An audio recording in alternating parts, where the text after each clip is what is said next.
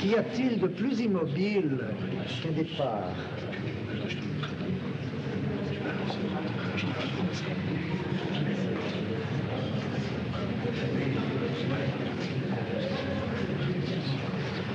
Que o tipo do pintor ardiloso acabou caindo de lá, já que ele preparou. Para mim é um fascista. Non si dovrebbe mai dimenticare che il quadro è il riflesso di una sensazione profonda. E profondo vuol dire strano, e strano significa sconosciuto.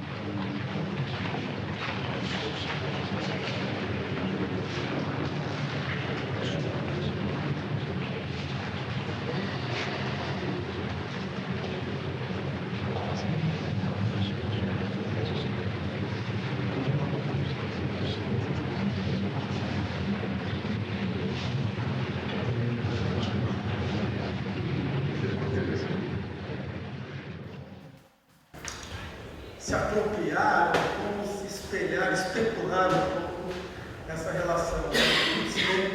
O André Bazin tem um texto que ele diz que o cinema trai a pintura.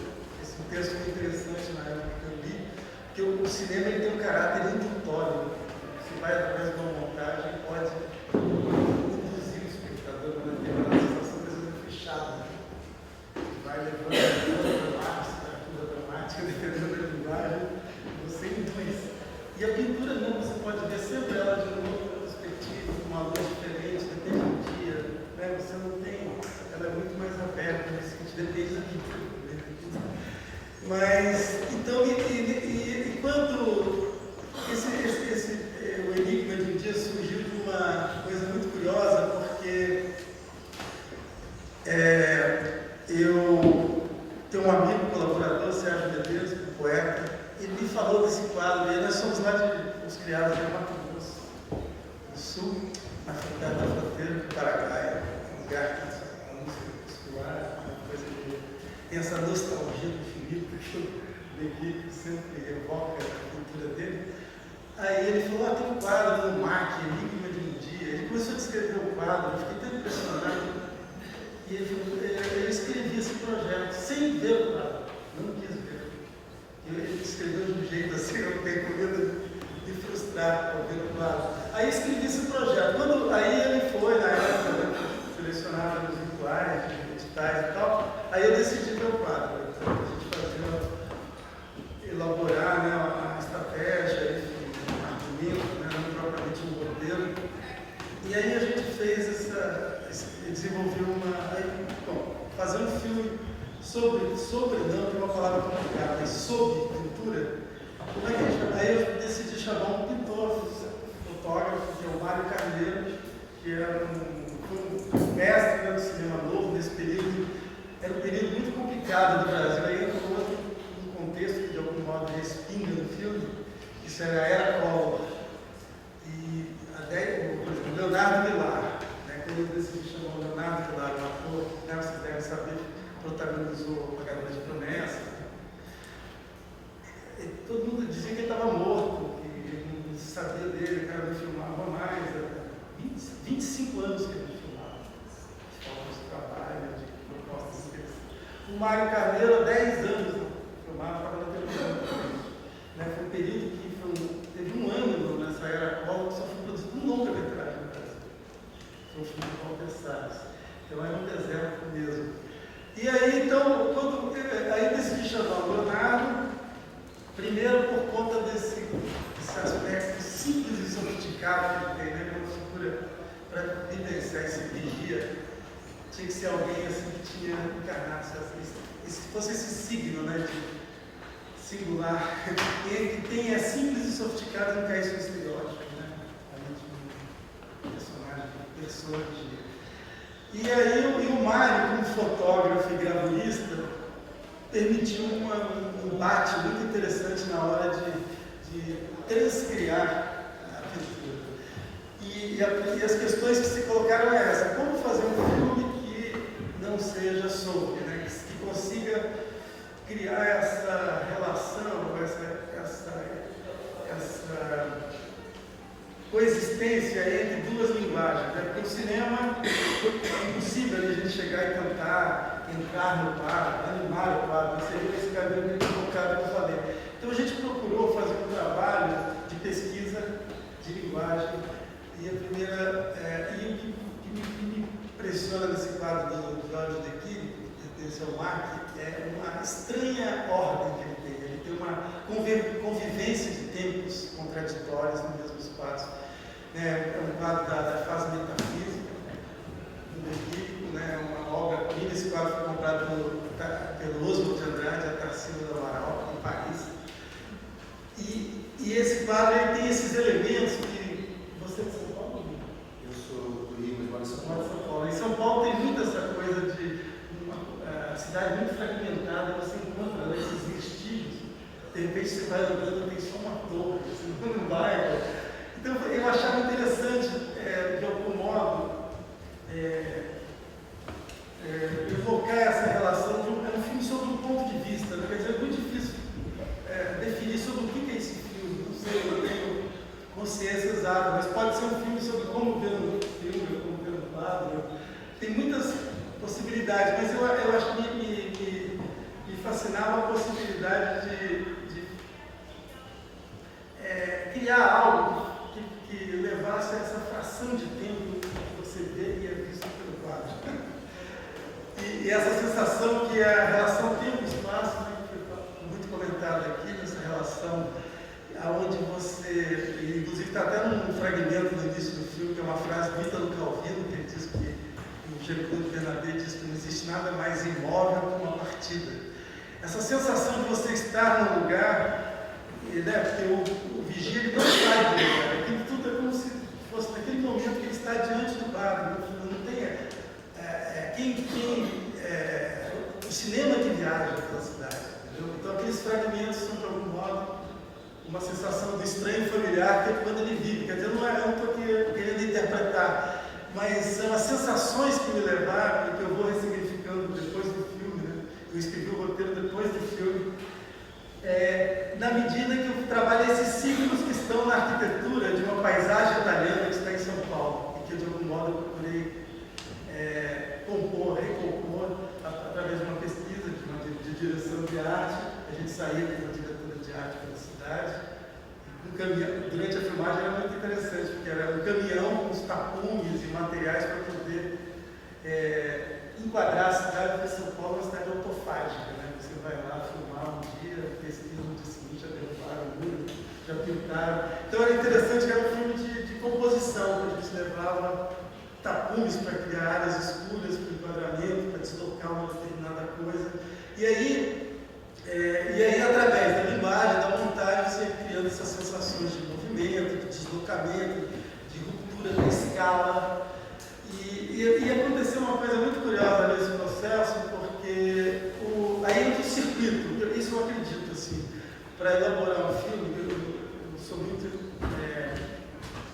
ligado à ideia de ser ensaístico, né, onde a personagem é a linguagem, né, que você trabalha com uma forte carga de subjetivação e apropriação dos materiais. Quer dizer, não é um filme onde o autor se coloca, se inclui, não tem essa relação de documentário. Esse filme embora o Jean-Claude até fale, é um documentário esse filme.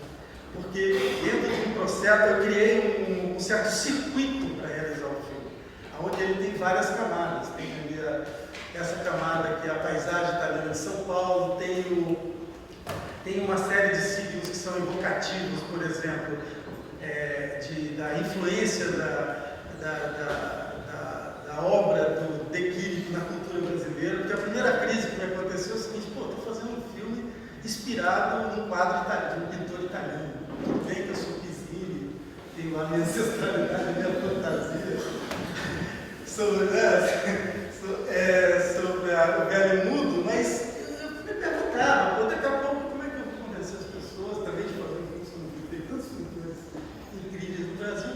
Mas eu fui movido por uma sensação ali que não era, né, da ordem geográfica, enfim.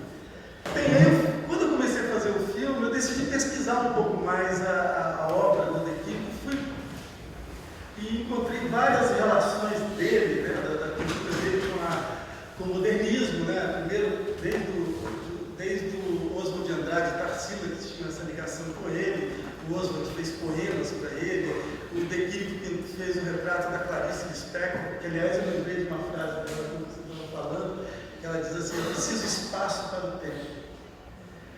Né? Então, o esforço do filme também foi buscar esse espaço para trabalhar esse tempo, né? O tempo, e através da música também, o tema do Charlie Parker, né? Now's the Time, tempo é agora, tem a ver também. Aí entra o circuito que eu fui, circuito de ficção do filme, que vai te apontando procedimentos. E, vocês devem conhecer um conto do Cortázar chamado El Perseguidor, que também me inspirou muito, que ele diz que o jazz é a verdadeira música metafísica, é a música que te desprende, né, que tira, né, que você trabalha com poucas notas, né, com essa ideia de síncope, e você pode trabalhar essa variação sobre poucas notas e fazer uma série de expansões. Então essa trilha foi uma luz ali para poder afirmar essa sensação de estar num lugar só, aquele ponto de vista daquele sujeito. Né? E aí, nesse circuito, foi uma coisa curiosa, porque quando eu chamei o Mário Carneiro, fotógrafo, pintor, ele tinha sido aluno de Iberê Camargo, pintor, que, por sua vez, tinha estudado com Jorge De Quirico em Roma, ganhou aquele prêmio,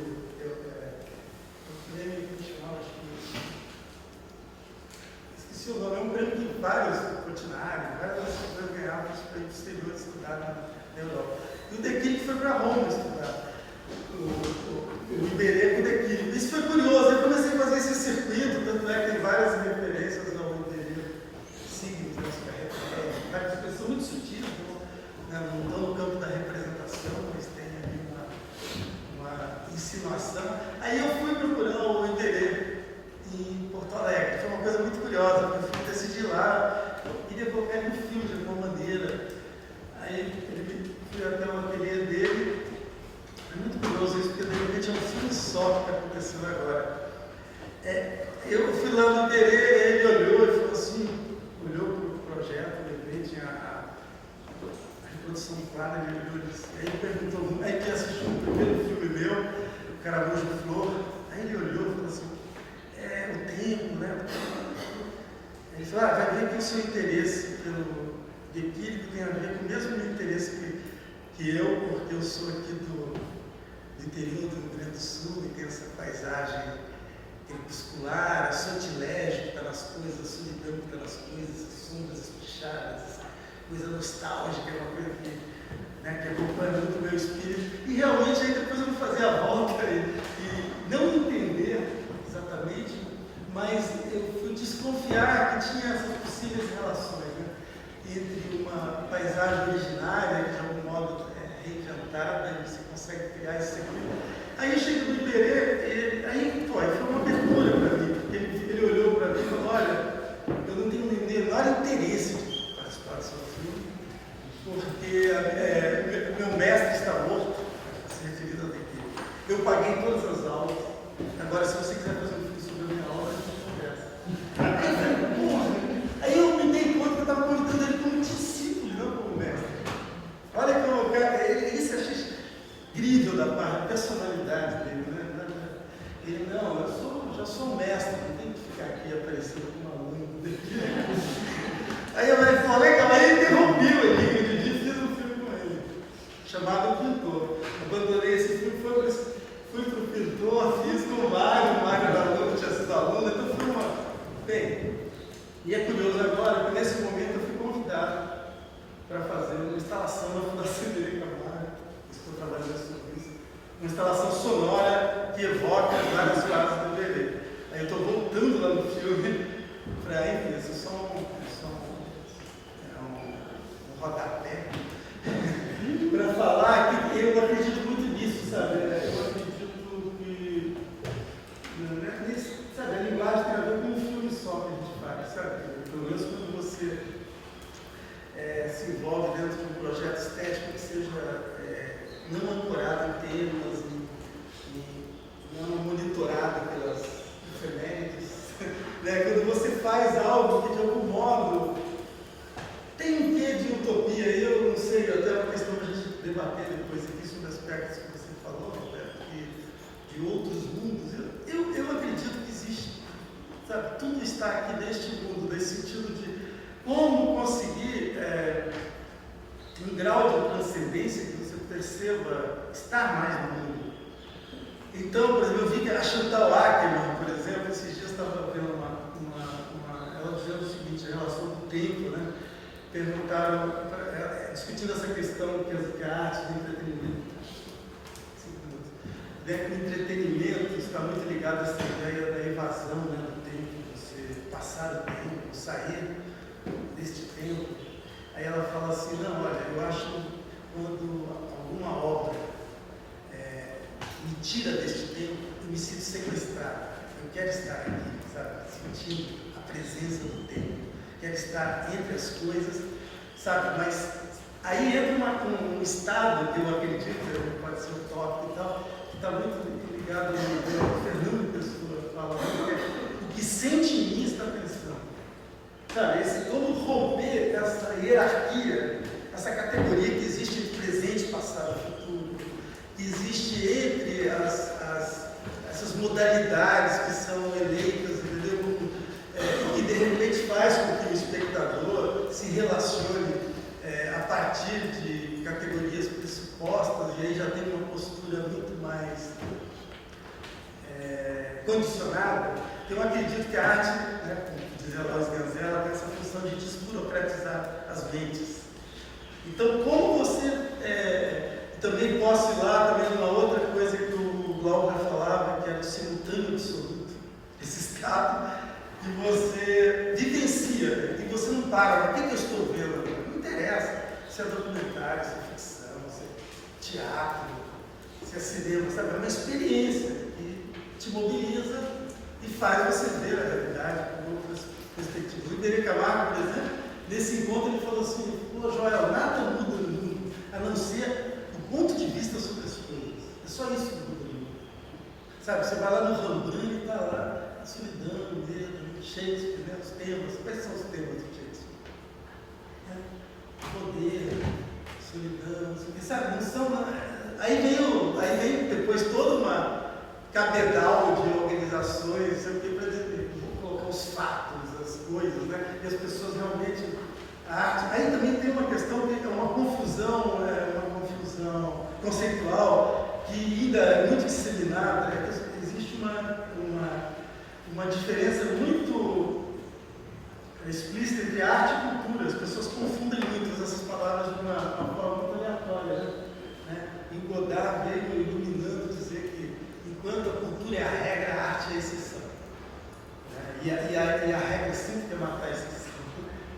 Então, como trabalhar ao mesmo tempo o artista também não pode, é complicado, né? Como é que ele vai trabalhar só no campo da exceção? Né? Porque, queira ou não, você está numa posição ali que é de formação, ou de algum modo você está privilegiado no sentido de estar subsidiado para fazer algo que vai ser mostrado para muita gente, que vai de algum modo atingir o humor, vai fazer, sabe, vai provocar algum efeito. Então, há um senso de responsabilidade ética, não confundamos ética com moral, né? E eu sinto que essa relação da ética está muito mais ligada à estética do que o sentido mais substancial, né, que sugere essa coisa, né, quando a gente fala muito né, de como construir uma obra de arte. Então eu sinto assim que acho que a aspiração de todo artista é ser político e poético ao mesmo tempo. Isso é uma utopia que é muito difícil. Às vezes a pessoa desenvolve mais um discurso político sobre a própria arte, e a arte não tem a mesma potência. Às vezes tem a potência e não tem um discurso que é confuso. Então eu acho essa aspiração sempre. Então, como conseguir equacionar e conciliar essas duas vertentes? Como dar conta de uma obra que trabalha com o não consciente,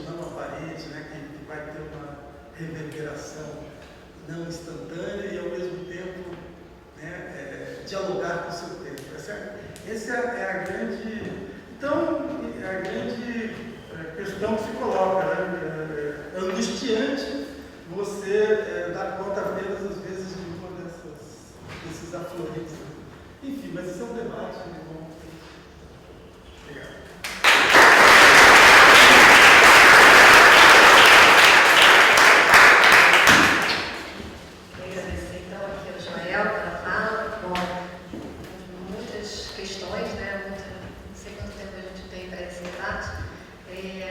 Eu vou tentar a tarefa de tentar uma postura, um recorte, né, dessas falas, mas, claro, né, a gente tem falas diferentes, de lugares diferentes, mas eu consigo ver um recorte possível, né, nessas falas, que é a gente tentar pensar como que esses espaços, né, se atravessam, né, o espaço da pintura, o espaço do teatro, o espaço do cinema e, obviamente, os tempos múltiplos aí implicados, né? E acho que hoje a gente vive um momento muito especial, né? Não que seja novo, exatamente, mas um momento muito especial onde esse diálogo entre esses espaços é um diálogo muito potente, muito poderoso, né?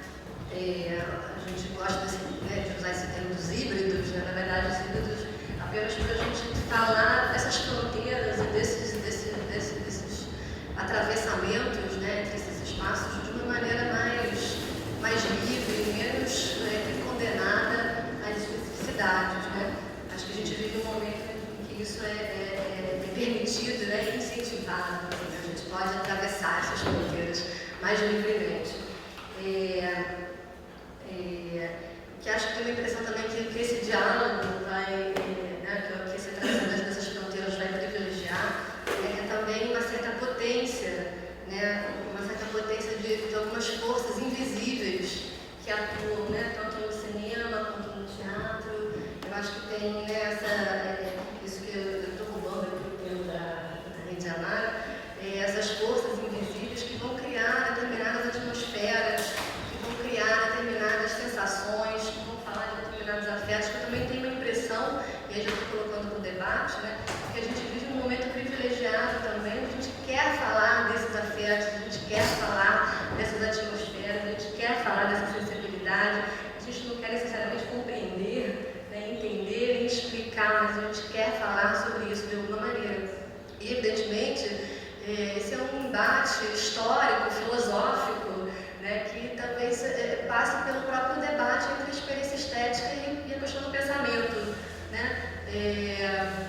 Como é que a gente lida com essa relação, né, entre sensação e pensamento, principalmente nesse campo da arte, né? O que é privilégio, o que é primazia, que instrumentos a gente usa para falar de cada um deles, como é que a gente constrói, né, dentro do cinema, com a direção, com a iluminação, como é que a gente vai construindo os espaços para que a gente possa criar, né, essas experiências, essas sensibilidades, né, e esses atravessamentos que hoje tanto nos interessam. Então, também, assim, já um recorte que eu vou fazer, mas já para o nosso debate. Eu posso começar fazendo uma pergunta e aí depois a gente passa, né, para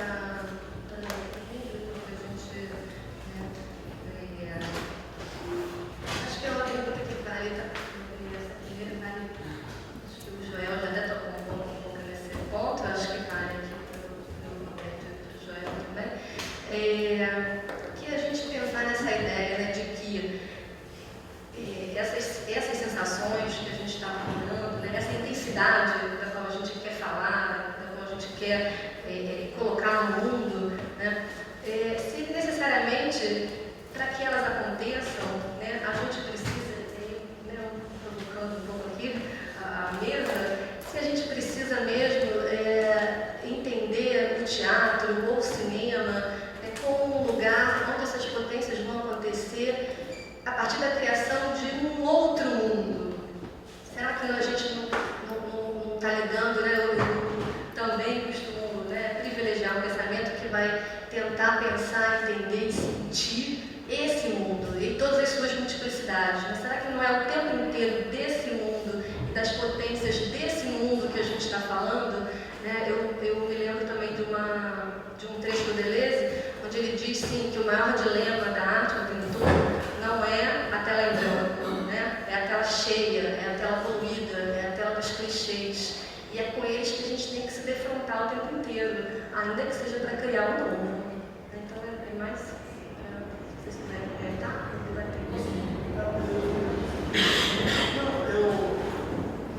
Como diz o Hitchcock, é melhor começar o filme pelo clichê do que terminar nele. Então não dá para ignorar, né? Você tem que... Então, claro, tem que estar ligado. Eu sou muito, particularmente, meu trabalho é muito ligado à tradição, né? Você viu o Leonardo Vilar, geração TBC, era muito interessante, porque de você ter um ator que necessitava do texto, ele ficava angustiado, porque não tem texto. Aí ele lia as raias, sabe? Você não vai falar nada. Eu falei, não, senhor, o olhar, você vai ser com o olho, entendeu? O grande ator não precisa abrir a boca necessariamente. Então, essa coisa de vir de uma tradição que o cara, sabe, que não é você levar em conta isso, que está nesse mundo, né? Os signos que estão aí. Então você tem que trabalhar, sem dúvida. E eu acho mais difícil hoje não é produzir uma imagem, assim, rejeitar a imagem.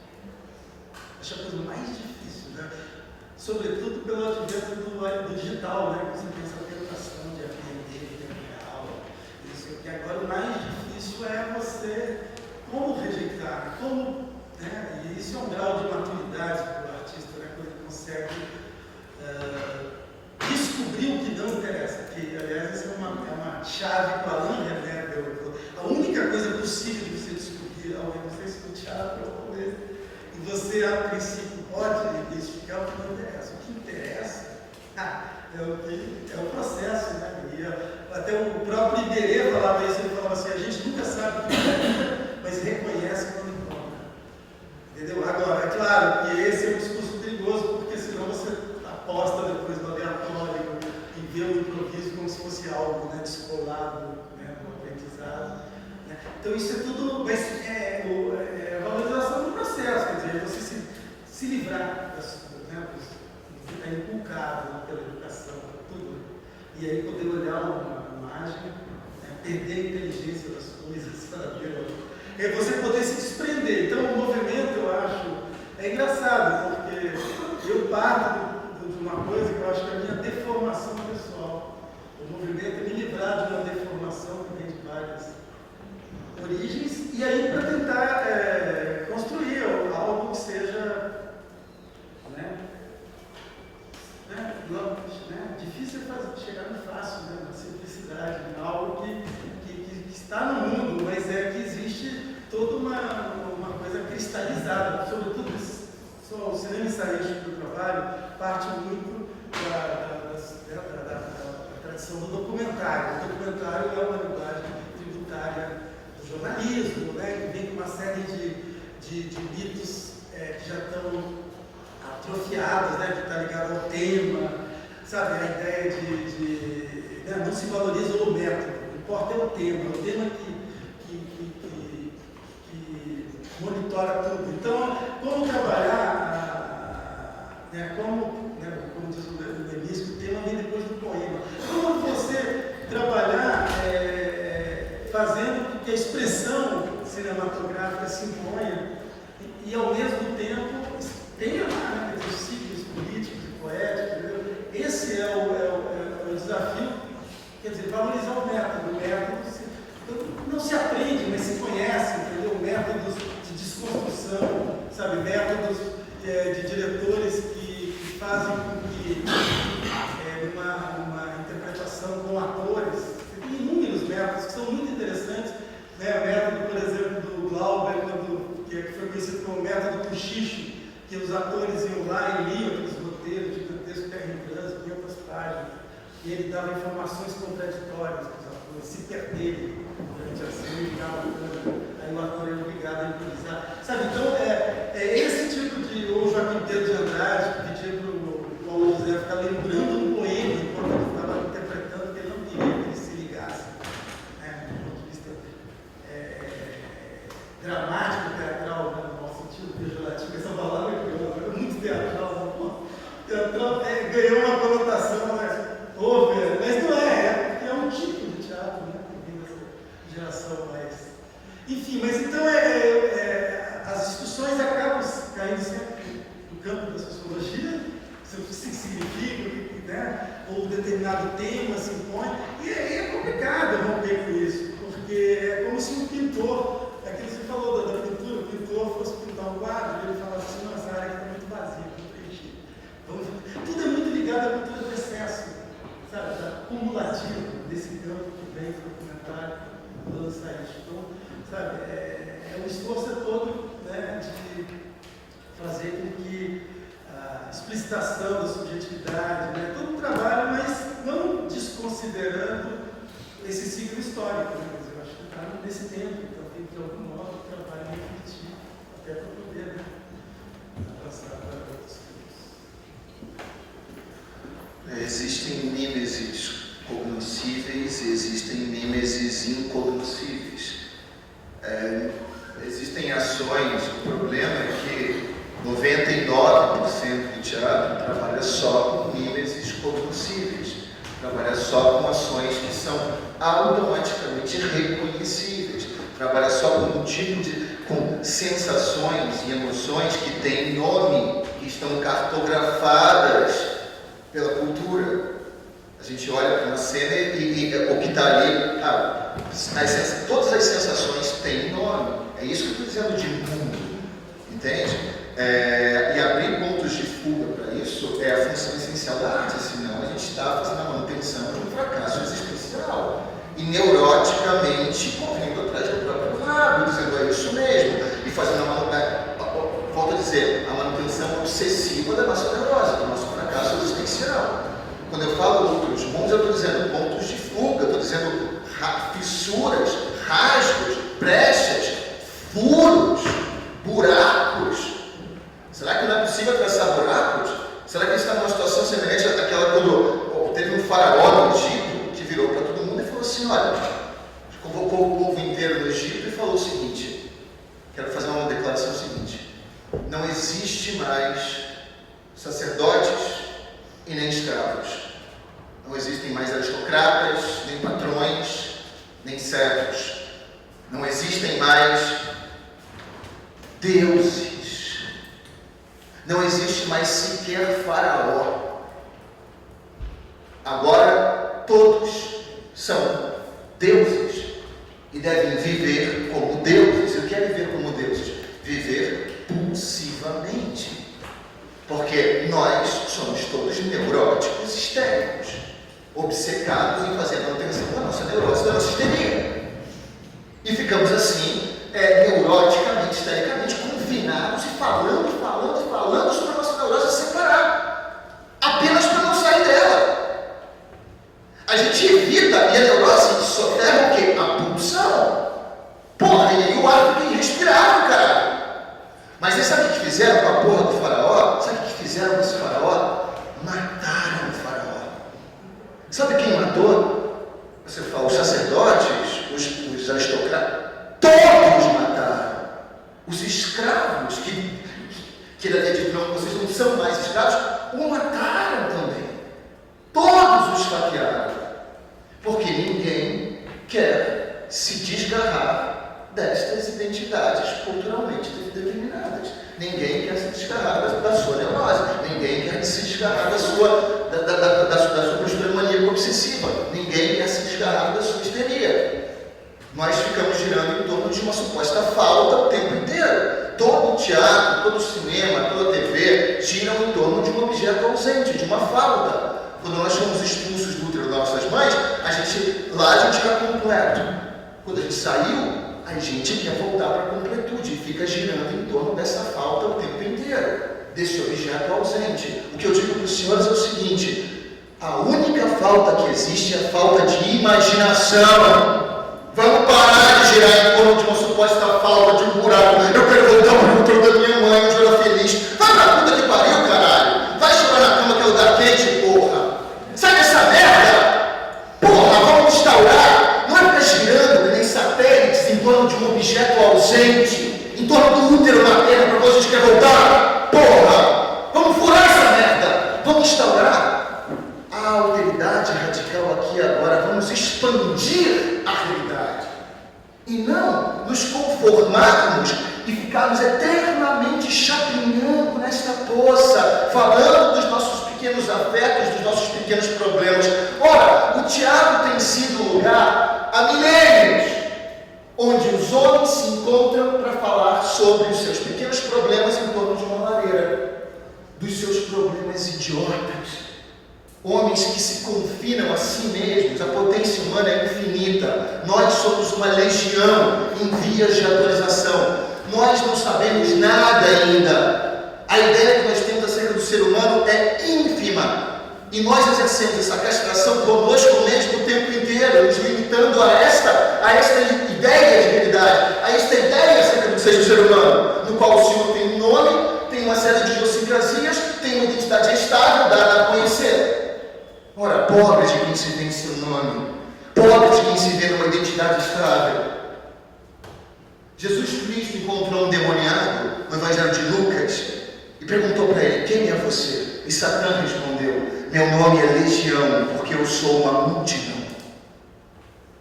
Isso parece bem mais saudável do que seja reto, seja uno, seja coerente. O teatro tem sido o lugar da neurose, da histeria e de uma ideia antropocêntrica, na qual é sobre o mundo dos homens. Por quê? Porque nós homens somos a imagem e semelhança de Deus. Nós estamos no topo da criação. Nós valemos tanto quanto um verme que come a carne de um cachorro, vira-lata que está morrendo de febre no cais do Porto agora. Toda a vida, não há hierarquia na vida. Nós não somos o topo da criação. Toda a vida precisa entrar no teatro. O teatro precisa ir além do humano. Além dessa ideia de humanidade. Por isso que Shakespeare já não faz mais nenhum sentido hoje em dia, meus amigos. Ou não deveria fazer. Porque Shakespeare inventou uma ideia de humanidade que ele percebeu no Renascimento e expandiu essa ideia, mas esta ideia de humanidade é um mecanismo castrador, é um mecanismo cerceador, baseado nessa ideia de eu. Aí leiam Spinoza, leiam Nietzsche, vejam que a ideia de eu é uma ilusão tanto quanto a ideia de Deus. O teatro tem que passar a ser o lugar, o território do inconsciente, das pulsões e da invenção de outros modos de subjetivação não humanos. Já existe uma merda dessas, que a gente chama de mundo. Ora, para que trazer esta merda para o único lugar em que é possível exercer uma libertação dessa instância?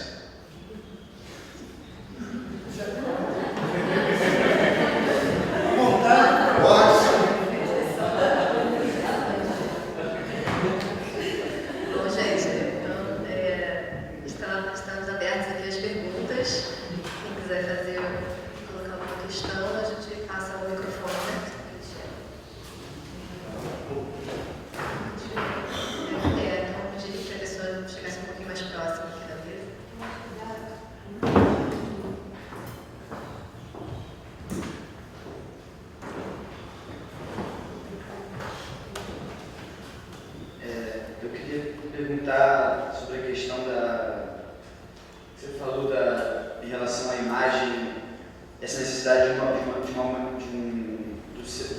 corpo humano, do ser humano, para haver uma necessidade. Assim, que, aí você falou dos games, né, desse exemplo, eu fiquei pensando que não haver o corpo humano, não haver o humano, também existe na animação. E eu acredito que a animação, a necessidade está presente nesse sentido. Então, não sei se necessariamente esse caráter dos games seria de uma ausência do humano, ou de outra questão.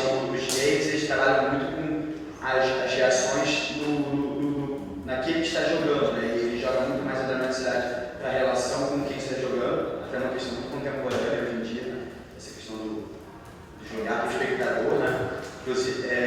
Então, acho que talvez seja um outro lugar que o artista, o criador de games, esteja querendo colocar, não tanto na dramaticidade da imagem, dessa questão humana, mas mais para jogar para fora. Algo que acho que na animação não sempre se encontra. Então, problematizar essa questão aí. E sobre a ideia você falou do Pollock e dessa estrutura que estaria atrás do quadro.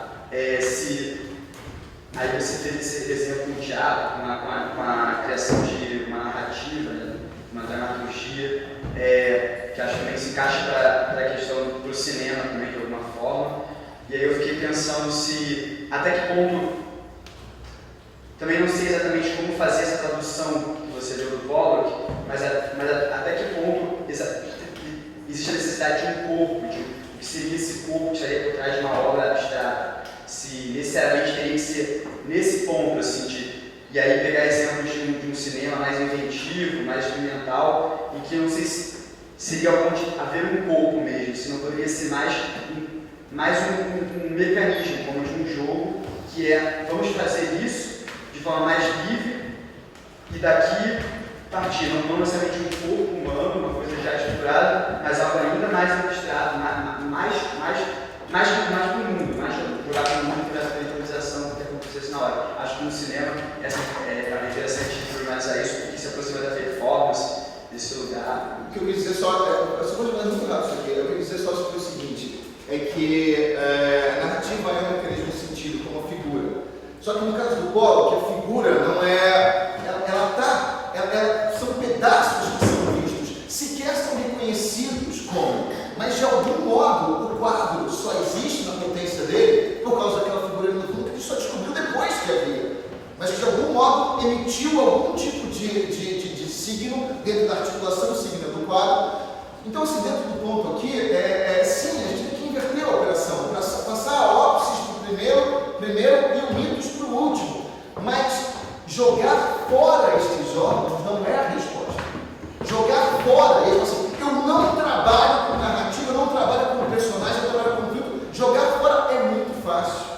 É fácil demais. Seria fácil demais fazer obras de arte se fosse o caso de jogar fora. O caso é problematizar estes órgãos aí, fazendo com que eles operem de outras maneiras, até então insuspeitáveis, imprevisíveis e mutantes, inclusive, e que se transubstanciem durante a própria obra, que exerçam diferentes funções durante a própria obra, sem criar a instância de órgãos estáveis, como havia na dramaturgia clássica, entende meu ponto? Então, sim, quando você falou de trocar o corpo vai ser um exemplo do Pollock, entendeu? Mas seria um mecanismo na sua coisa, está perfeito, entendeu? Só que é importante que esses elementos da Gestalt não operem de uma forma tão estável. É importante que a gente perceba que é preciso criar zonas de instabilidade permanentes, porque a instabilidade se irmana com a vida. Toda neurose quer estabilidade. Toda a vida é instável. Tudo que tem a ver com estabilidade é absolutamente neurótico, tentativa de controle, é tentativa de fugir da morte, fugir do implacável, segurar as coisas. E isso é terrível, isso é de uma burrice, de uma falta de sensibilidade terrível.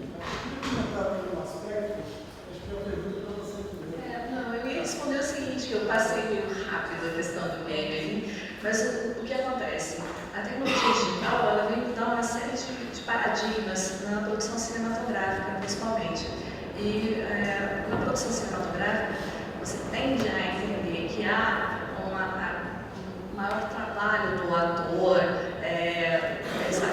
ela usa esse termo da energia, ela usa esse termo, atmosfera dramática, porque é uma atmosfera que envolveria essa relação que existe, não que existia no set de filmagem. Com a tecnologia digital, boa parte dos elementos pode ser feito de forma computacional. Isso não quer dizer, não é uma questão de valoração, não quer dizer que você tenha menos dramaticidade numa imagem construída de forma totalmente digital em relação a uma sequência filmada no set de filmagem, com a presença dos atores, com a presença do diretor e da equipe toda. A grande questão é que esse sempre foi um dos paradigmas do cinema. A mise-en-scène, colocar em cena, estar ali no momento da produção, da realização, da relação entre os atores. Então, se você pega qualquer game contemporâneo, você vai perceber um cuidado, um rigor profundo no tratamento da luz, no tratamento da cor, numa representação bastante verossímil. Tá? Agora, a questão que tem a ver com o que ele está colocando é essa questão do figurativismo. O game, de certo modo, hoje em dia não tem nem para separar, porque o cinema usa tecnologia digital e continua trabalhando e buscando uma verossimilhança, buscando a representação da natureza. Tá? O game faz isso também, mas a gente tem alguns pontos de fuga aí, tanto no cinema como no documentário, que diferente do teatro, que ele está aqui colocando a figuração e a narração, você tem alguns filmes que estão tentando escapar desse figurativismo e desse hiperrealismo. Tá? Então, não sei se você já ouviu falar de um filme chamado Raio, do Chris Landers. Eu escrevi um artigo há algum tempo sobre ele. É um documentário, a gente chama de um documentário animado, foi o tema do meu trabalho, mas são filmes que não estão interessados em fazer uma representação figurativa nem dos seres humanos, nem dos espaços. São filmes que estão interessados em representar as forças que animam ou que revelam as emoções ou as sensações que são experienciadas, que são experimentadas por esses personagens. Então, eu não acho que a tecnologia digital ela nem vai acabar com a dramaticidade, nem vai acabar com... Mas ela também permite uma série de pontos de fuga nessa tradição cinematográfica, nessa tradição do próprio game, que é o figurativismo. Tá? Eu só acredito que o game também pode ser criativo, também ser inovador em várias formas, para outros sentidos, talvez outros, e não necessariamente realistas. Eu pego um exemplo, por exemplo, de um game que era um game que o personagem tinha amnésia. E aí toda hora que você voltava a jogar o jogo, todo o cenário estava diferente. É um jogo, é um mecanismo de criar uma sensação de amnésia toda hora que você volta a jogar o jogo. Isso é muito criativo. É uma forma muito interessante de passar essa sensação que não tem nada a ver com o cinema, acho que nada a ver com uma arte criativa, novas formas. Não, mas é isso que eu estou comentando, que o game está trazendo novidades que o cinema está assimilando, o cinema tem se inspirado no game. E que, de forma alguma, o game é uma coisa menos criativa, não tem uma questão de valoração aí do que é melhor do que é pior.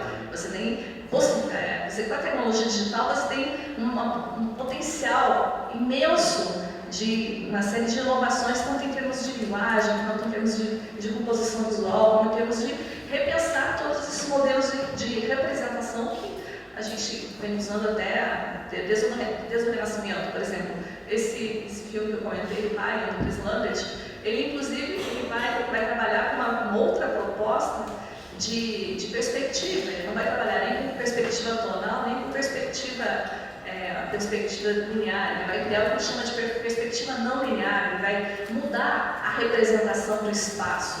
Ele muda não só, ele desfigura os seus personagens, como ele muda a própria representação do espaço. Tá? E essa é uma possibilidade que a tecnologia digital trouxe. Tá? Então eu acho que tanto o game como o cinema estão vivendo um momento, assim, eu diria que o renascimento, se for pensar no caso, de novas formas de expressão, novas formas de criação de imagens, entendeu? Eu não faço nem a separação entre para mim, audiovisual e em audiovisual você trabalha com determinadas técnicas que vão te permitir transcender os modelos que já estão aí. Acho que ele queria fazer uma pergunta aqui.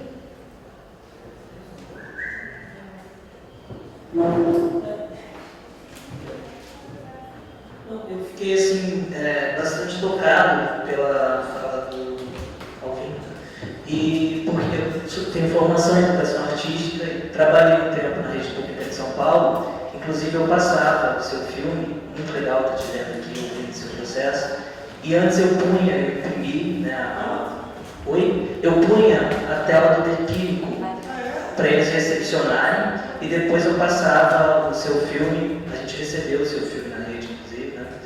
E desenvolvi um trabalho com eles. E uma coisa que eu observava é que às vezes dependia do meu dia também, da inspiração da turma, eu trazia umas trilhas na recepção da imagem, naquela atmosfera, fazia umas coisas lá. Sentindo-se, dependia do dia. E aí eu observava também que em algumas turmas, né, até por esse olhar que já está acostumado a essa tradição hollywoodiana, havia um certo medo.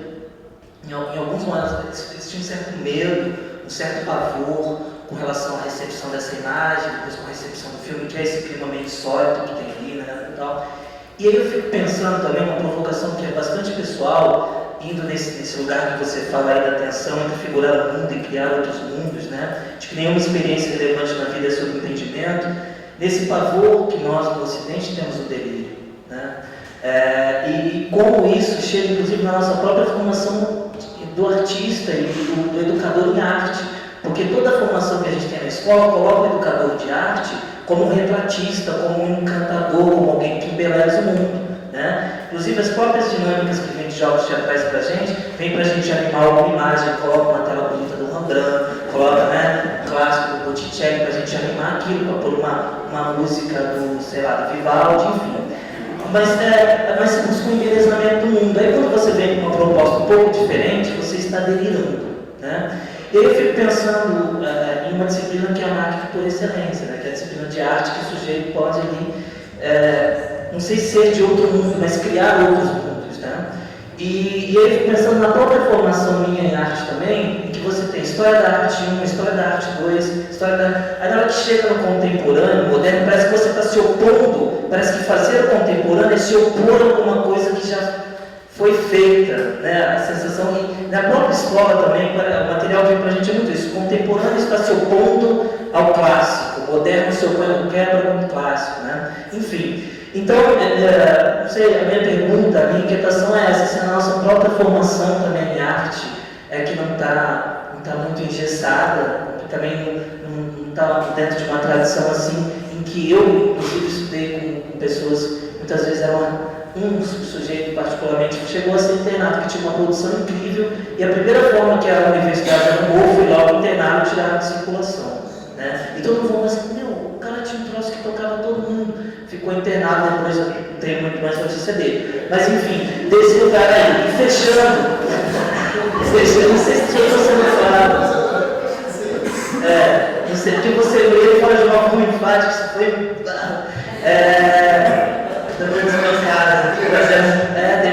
delirante.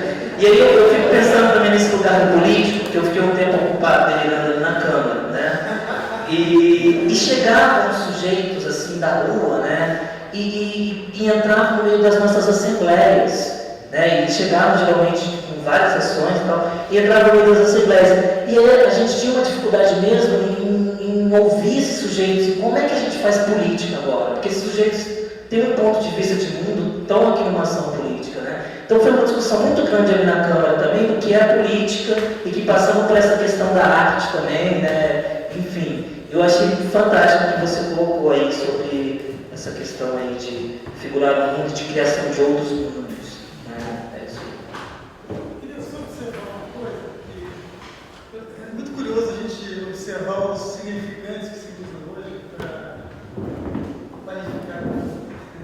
Vocês devem ter, né? Então, quando o filme agrade,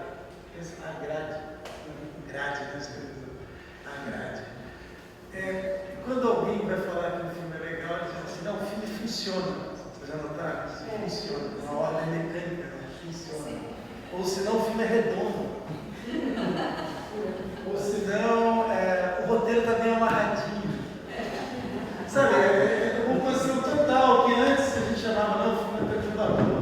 Mas hoje o filme não deve atrapalhar o final de semana de ninguém, né? Então, a gente foi numa locadora, a gente vê que as pessoas pedem o filme, né? Tem um filme leve, tem um filme... Deve ser uma coisa muito...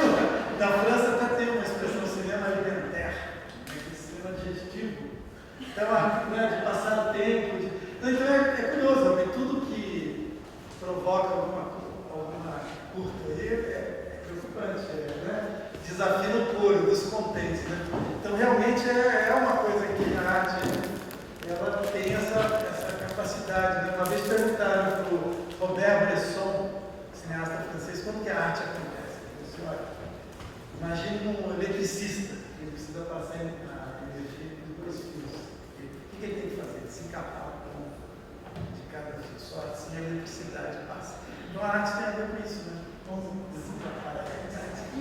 Tem uma coisa do Richard Serra, do grande escultor Richard Serra, dos maiores escultores vivos, que ele fala o seguinte: o peso é a distinção entre o peso pré-fabricado da história da arte e o fato de que eu me deparo no ateliê com experiências estéticas novas, que me faz querer continuar a fazer coisas que ninguém nunca fez.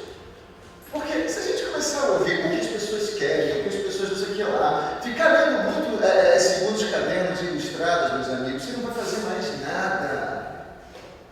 Faça um círculo em torno de você e cave, crie coisas, coloque elas no mundo para a experienciação de algo e veja o que acontece. Eu digo, senhores, acontecem coisas pra caralho. Vejam, esse papo de história da arte, isso aí é uma merda pelo seguinte: ensinam tudo errado. As pessoas esquecem. Se você pensar dentro do teatro, por exemplo, o teatro é uma arte que só sobreviveu desde dos seus primórdios, desde o século VI a.C. na Grécia, que é quando a gente tem um registro disso, né? Tem Egito antes, mas um registro mais concreto, século VI, século V a.C. na Grécia. Só sobreviveu na medida da sua reinvenção permanente. Isso desde a sua origem. Ésquilo coloca um segundo ator em cena. Ésquilo só tinha um ator em cena. Ésquilo cria a possibilidade de um diálogo em cena, a revolução estrutural que isso provoca. O que isso abre de possibilidades. Sófocles tira os saltos altos do Ésquilo, porque a dinâmica de entradas e saídas em cena da poética do Sófocles era outra, muito distinta da estaticidade do Ésquilo. Eurípides faz no teatro o que Sócrates tinha feito no pensamento ateniense daquele período. Então já não há sequer mais deuses, mas sim apenas moldes simbólicos para emoções, sensações, pulsões humanas. Então você tem um processo dialético, quer dizer, você tem uma revolução já no primeiro século de existência do teatro, revolução após revolução. Se a gente for pensar que tudo que a gente chama de clássico hoje surgiu como ruptura em relação a modelos pré-existentes quando no seu período de aparição. Pensar que um cara como Shakespeare, por exemplo, foi defenestrado na Europa durante 1 século e meio, quase 2 séculos, como um exemplo de péssimo autor, porque no classicismo francês essa forma de escritura do Shakespeare não se coadunava, só foi replicado pelo romantismo alemão. Se eu pensar que um cara como Ibsen, pontífice do realismo no teatro, a luta de diretores como Otto Brandt na Alemanha, André Antoine na França, para poder encenar aquele cara, porque dizia que a teoria não era teatro, porque as convenções do período eram românticas, eram outras. Pensa que tudo o que a gente chama de clássico hoje surge como uma cultura brutal, que demora, inclusive, para se impor nos seus períodos de aparição. Então, o negócio de passar bastão, arte nunca foi sobre passar bastão, meus amigos. A arte não é festa junina, que passa geração após geração aquela música na fogueira, não tem nada a ver. A arte é uma trajetória de eclosão de singularidades. Singularidades essas que nunca foram previstas antes da sua aparição. Ou alguém previu Samuel Beckett, que falou assim, não, a tendência agora vai aparecer um cara, ninguém. Aquilo é uma eclosão de uma singularidade. Não existe tendência em arte, tendência é coisa de jornalista bobo, de caderno de cultura. A tendência, isso é que é transformar a gente em produto. Não há tendências, há singularidades que eclodem, que criam planetas estéticos outros, novos, insuspeitados até então. Caravaggio faz procedimentos pós-modernos muito antes do pós-modernismo. Aí a gente podia falar sobre isso durante um dia inteiro. Então a história da arte não é o que ensina, a história da arte não vai e vem. Não é uma linha reta. Não é uma linha reta. E a questão que você falou do delírio depois é o seguinte, muita gente já morreu, e aí eu quero que tem que sacar uma coisa, a gente está em 2014, certo? A gente não pode confundir árabes com bulgários, a gente não pode achar... Veja, existe essa coisa que a gente chama de mundo ou de realidade, que é um jogo de linguagem específico, porque nós somos linguagem. Nós somos apenas linguagem, nós somos apenas o sujeito ao efeito de linguagem. A gente acha que a gente existe e nos expressamos através da linguagem. Não, nós somos uma estrutura linguística introjetada em tempo de infância que nos determina, nos define. Os limites dessa estrutura são os limites do nosso mundo. Nós somos linguagem, só linguagem. Não existe nem um conceito coletivo, meus amigos, nem isso existe. Tudo é linguagem. Vamos parar com a fantasia. Não existe. Tudo é linguagem. Então, muito bem. Nesse sentido, aquilo lá é um jogo de linguagem. Certo? Eu grito, eu suplico apenas que, no único lugar em que é possível não se arrastar este jogo de linguagem que nos determina, nos define e nos castra fora daqui, a gente arrasta esse jogo. Aqui é o lugar de criação, de instauração de outros jogos. Agora, quando eu estou lá fora, eu entro dentro de um táxi, o cara me pergunta para onde o senhor vai? Eu não vou dizer, vamos embora para passar, eu vou dizer, vamos para a rua tal. Porque outros antes de nós, como Antonin Artaud, como Van Gogh, morreram porque confundiram uma coisa com a outra. Aquele jogo de linguagem é um. E quando eu estou lá, eu não sou burro, idiota, cretino, de deixar que me interrompa no manicômio. Eu vou jogar o jogo de lá. Apenas porque eu sei que é só mais um jogo. Mas ninguém vai ter ingerência na hora no lugar em que eu estiver criando e instaurando outros jogos. Eu não vou introjetar essa castração. Aqui é um espaço de liberdade radical. E isso será exercido. Quando eu estou lá fora, eu vou no banco, tenho que pagar uma conta de R$213, vou pagar R$213. Eu não sou idiota, a gente não precisa ser mais tão bobo, entende? Muitos caras do caralho morreram antes de nós porque confundiram uma coisa com a outra. O problema é que hoje a gente traz esta merda aqui pra dentro. A gente chega para ficar em sala e fala assim, o que é que as pessoas querem ver, o que é... Que pessoas? Não existem pessoas, não existe ninguém. A gente não faz teatro para público, a gente faz teatro para cada um. E não é nem para cada um, é para o outro que habita em cada uma das pessoas. Pouco importa se elas gostaram ou não, o que importa é que elas vão depois sonhar com isso. E será um pesadelo transtornador. É para este outro que habita aqueles indivíduos que nós falamos. Pouco importa a pressão de cada um, o que cada um achou. Então vamos parar de dar valor à coisa errada no lugar errado e dar valor a outra coisa, fazer essas confusões. Dá para hoje agir de uma forma mais inteligente, até em relação a essas questões que parecem muito constitutivas e incontornáveis. Esse é o ponto. Como, né, para a gente virar essa mesa, esse jogo, essa mesa, a gente tem que saber colocar a mesa. Senão é muito fácil apostar no incompreensível, na saturação de signos, né? O público sempre vai achar que não entendeu e vai ficar inseguro. Né? Então, como trabalhar a linguagem? E a gente tem muita preconceito com uma palavra chamada estrutura. Né? Quando fala estrutura narrativa. Existem muitas estruturas possíveis. Né? Estrutura aberta. Você tem que construir algo. Até o Iberê falando, ele ficava assim, até o mosquito precisa ter estrutura, senão ele não voa. Né? Entendeu? Então você tem que conseguir um grau de... Aí é um trabalho, né? De pesquisa de linguagem para construir. Então, no caso da linguagem, voltando à linguagem desse documentário mais convencional, por exemplo, que é tributário lá do jornalismo e tal, ele vem calcado numa voz de Deus, né? Numa locução, um texto que se sobrepõe e raciocina para o espectador. Ele é geralmente blocado, porque a televisão trabalha com uma lógica de blocos, né, com intervalo comercial, precisa ser bem interativo, que a pessoa está zapeando, não precisa voltar e não perder, né, como novela, né, o filme da novela, Deus, você não pode perder. Então tem uma lógica aí de recepção, de construção, que como o artista vai enfrentar isso? Não pode ignorar, porque senão pode construir um discurso esquizofrênico também, esquizofrênico, onde você cobra qualquer coisa por qualquer coisa. Mas isso é falso, isso é falso. Se você está no seu sintoma e na sua pulsão, isso já se dará como estrutura singular, gente. Não há algo ser aprendido. Não é aprendido, é experimentado. A arte não se ensina, se experimenta. Exatamente. Você não vai jogar qualquer coisa, porque isso não é. Eu digo que tem um público, tem um público que se alimenta disso. É produto, exatamente. Agora, como você trabalhar dentro desse registro e criar dissonâncias,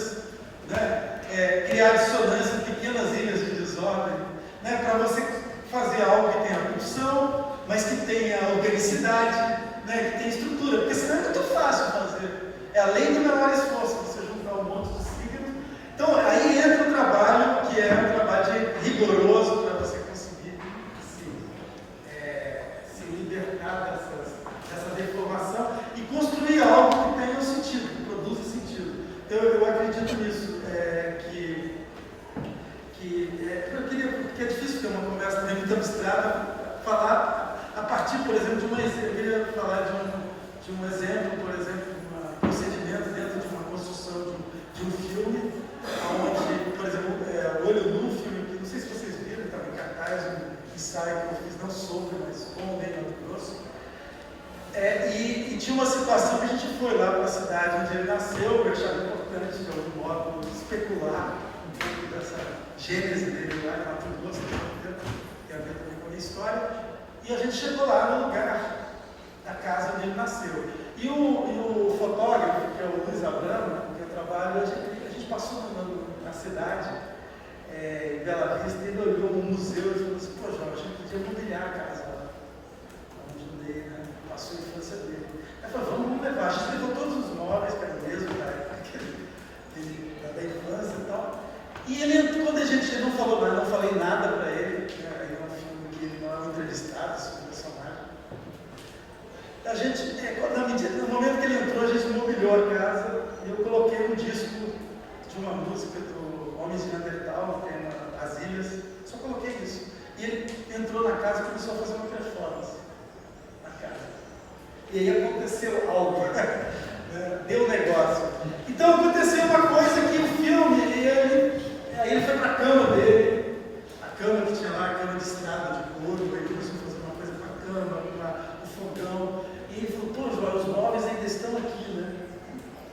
Aqueles móveis do meu tempo. Ele não sabia que não são os móveis, mas não interessa. Aí entra uma estratégia que está lá, por exemplo, do Robert Bresson, que ele tenta voltar para esse mundo, ele fala assim: a gente tem que retocar o real como o real.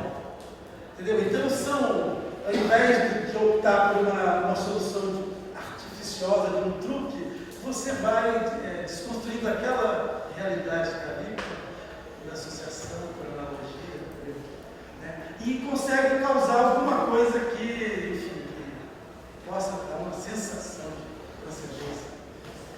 Só um exemplo.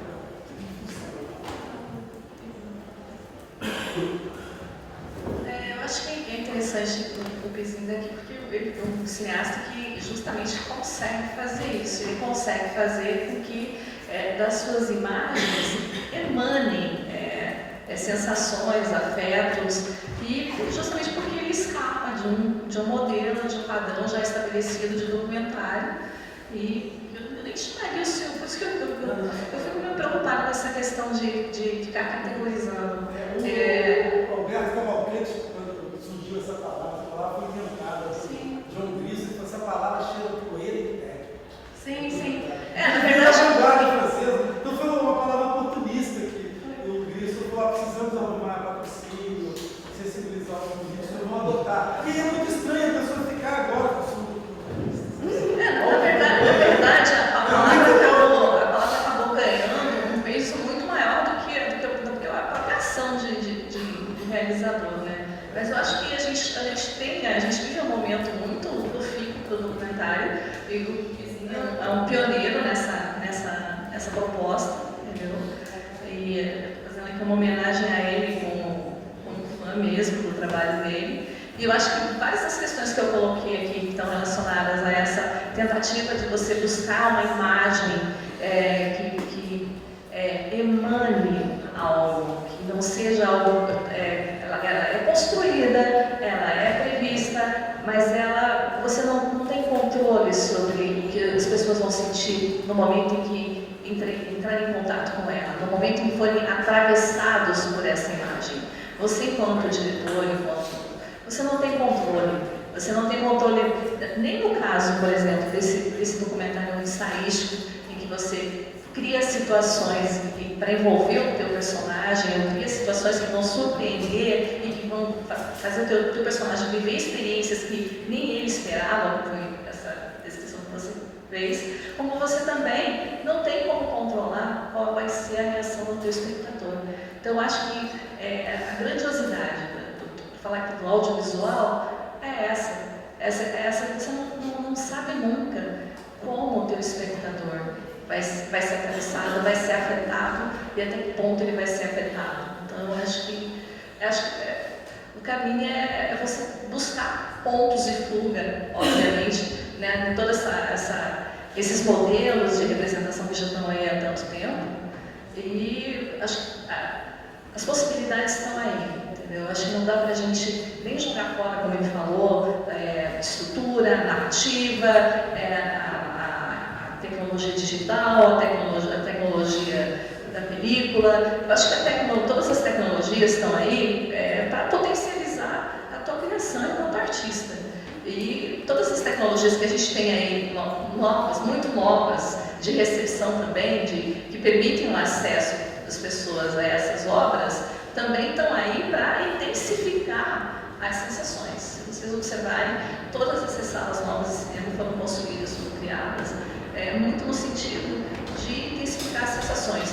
Isso não tem nada a ver com alienar, quer dizer, fazer o seu corpo sentir essa imagem. Você não sente essa imagem, você não vai entender essa imagem, pensar assim. Você pode até sair depois do cinema e pensar sobre essa imagem, mas enquanto você estiver lá, você está experimentando a sensação de estar diante dessa imagem. Você está vivenciando esse acontecimento, que é estar diante dessa imagem, diante desse filme, diante dessa obra. Gente, infelizmente, o nosso tempo está chegando ao fim. A gente tem um tempinho para uma última pergunta que já estava aqui na fila da professora Elissa, e eu vou pedir que a gente não se estenda muito, porque a gente tem, na verdade, 2 minutos para terminar. Então, Tem que ser mais rápida. Então, a pergunta é bem rápida para o Roberto. É uma pergunta que talvez ele responda, não sei se ele interessa responder. Como você não falou em nenhum momento do seu próprio trabalho como dramaturgo, como diretor, e claro que muitos daqui devem ter visto, né, quer dizer, o PBS, que também veio para cá, você está montando o Act agora, que deve vir também para cá. E quando eu vi, quando eu vi o PBS, eu acho que tinha uma questão que me fascinou muito, que era, quando você cria um fundo negro, como referência ao Cavalo Negro do Mar, que não é, obviamente, apenas um fundo, uma conexão de cenários, tem a mesma questão, e não é toda você cita, você fez todo o elogio da pintura contra um certo tipo de teatro, né? Mas ao mesmo tempo, eu acho que tem o seu próprio trabalho, isso que eu queria perguntar, que medida essas referências da pintura abstrata te colocam questões concretamente, se você tivesse falado coisa do trabalho do PBS ou agora do Beck. Tá, eu falo bem rápido. Então, nesse sentido, por exemplo, tinha 2 exemplos que eu ia dar. Existe o trabalho do Willem de Kooning. Willem de Kooning é um grande pintor, também dos anos aí 40, 50, 60, aí, sobretudo, né? Quer dizer, a fase. E o de Kooning, ele começou a trabalhar, ele inventou uma pictórica, isto é, um pensamento autônomo, singular, em pintura, a partir do momento em que ele começou a criar uma espécie de planos pictóricos, né? Então você tem uma pincelada que te bloqueia o acesso, mais violenta e compacta, você tem uma espécie de transparência que deixa prever alguma coisa por trás daquilo ali, você tem velocidades distintas, através do uso de pincéis distintos, são planos pictóricos que se escavam e que saem uns de dentro dos outros. isso é do caralho. E daí eu olhei para isso, e é esse tipo de influência de diálogo que eu me refiro. Eu olhei para isso e falei, o que seria isso, o equivalente a isso, no teatro? E aí eu acabei chegando em uma coisa específica do teatro, que é a voz humana. E isso estruturou demasiado o nosso trabalho depois disso, porque foi todo o trabalho de deslocamentos entre planos vocais, entre diferentes texturas vocais, entre diferentes modelações de tempo, diferentes velocidades, diferentes lugares da onde se fala, um lugar da onde se fala, um tipo de vibração da voz que bloqueia o acesso a qualquer subjetividade, um outro tipo de textura vocal que suscita, evoca a possibilidade de uma subjetivação por trás daquilo, velocidades diferentes, esses ruídos, esses contrastes entre os planos pictóricos do de Kooning levaram a gente a criar esse sistema que tem a ver com a atuação daí, de deslocamentos entre planos vocais. Então, é isso que eu falo de um diálogo profícuo, um diálogo interessante com a pintura. Olhar o que o pintor faz dentro dos meios que ele tem, com os meios que ele tem, e pensar em como isso pode catapultar processos análogos dentro dos meios que você tem dentro do teatro.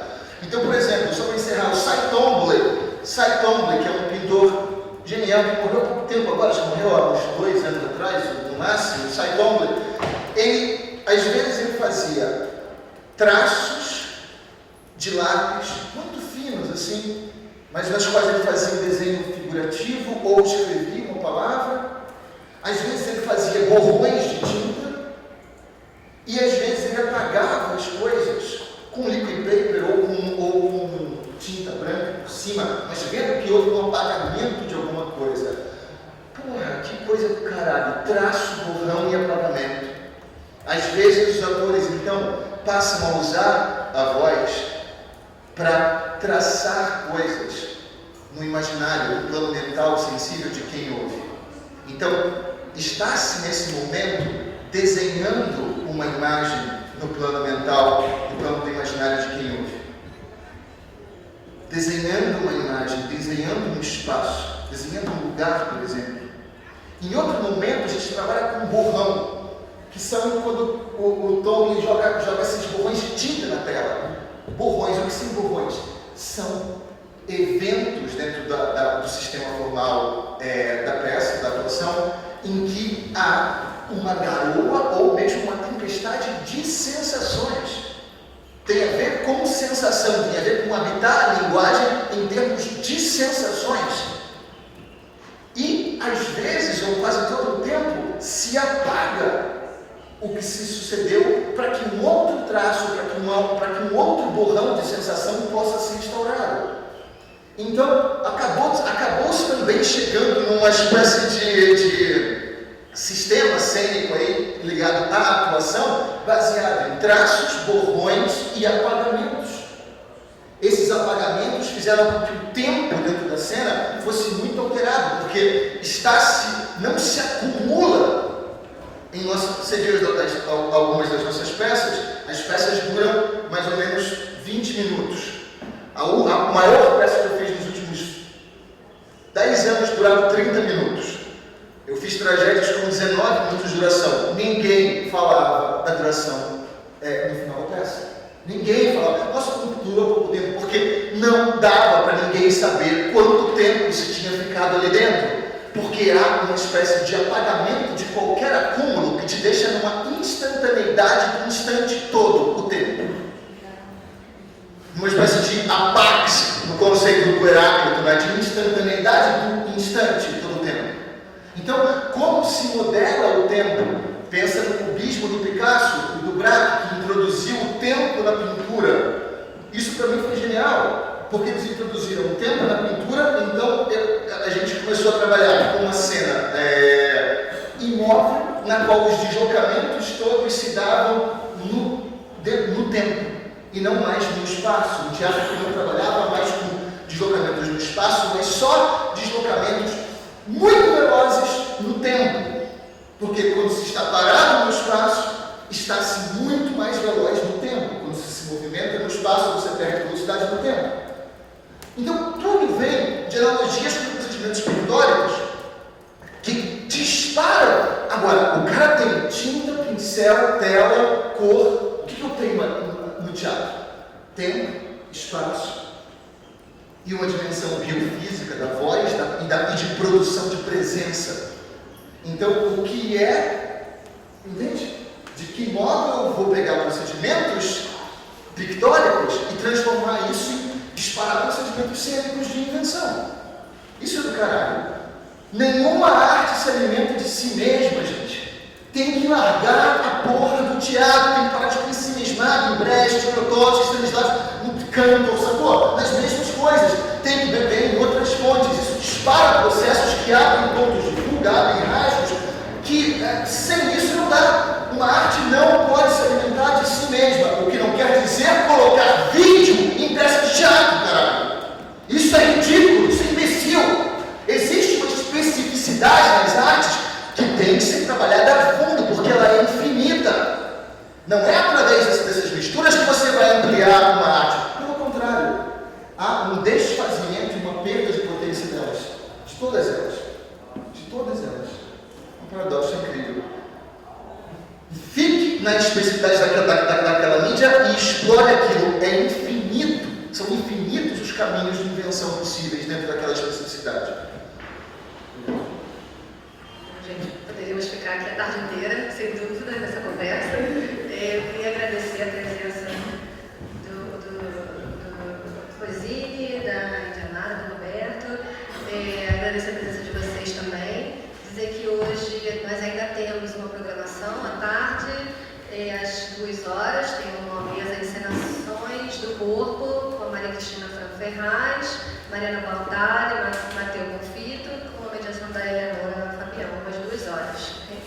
Obrigada.